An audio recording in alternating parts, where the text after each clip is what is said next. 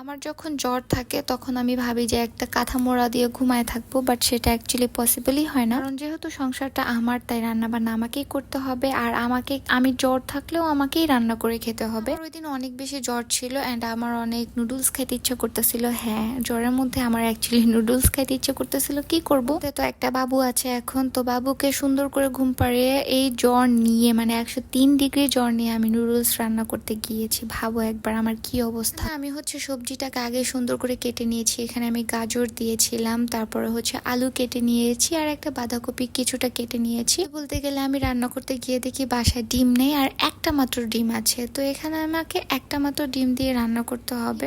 বাসায় এখন যেহেতু কেউই নেই, মানে ওর বাবা নাই, আমার ভাই নাই, সো এখন আমার কাউকে দিয়ে ডিমটা আনা পসিবল না। আমি একটা ডিম দিয়ে রান্না করব।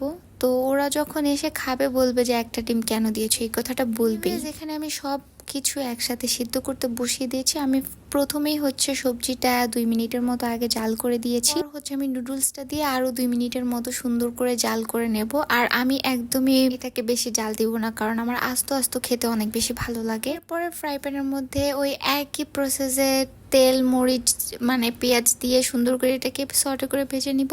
এরপর হচ্ছে আমি বাঁধাকপিটা দিব। আমি বাঁধাকপি সিদ্ধ করে দেইনি, বিকজ এটা রান্না হতে অতটা বেশি টাইম লাগে না। আমি হচ্ছে এখানে বাঁধাকপিটা দিয়ে সুন্দর করে এটাকে ভেজে নেব। রান্নার এক পর্যায়ে কেন যেন আমার আম্মুর কথা হঠাৎ করে আমার অনেক বেশি মনে পড়ে যাচ্ছিল, যে একটা টাইম ছিল যখন অসুস্থ হওয়ার আগে বা অসুস্থ হলে আম্মু এটা ওটা রান্না করে নিয়ে আসতো বা সেবা যত্ন করতো। অসুস্থ থাকলেও হচ্ছে রান্না করতো ফ্যামিলির জন্য। এখন সেই জিনিসটাই আমি করছি, আর এখন আম্মুকে অনেক বেশি রিলেট করতে পারি। দিন দিন কেমন যেন বাস্তবতা অনেক বেশি শিখে গিয়েছি এমন মনে হচ্ছে।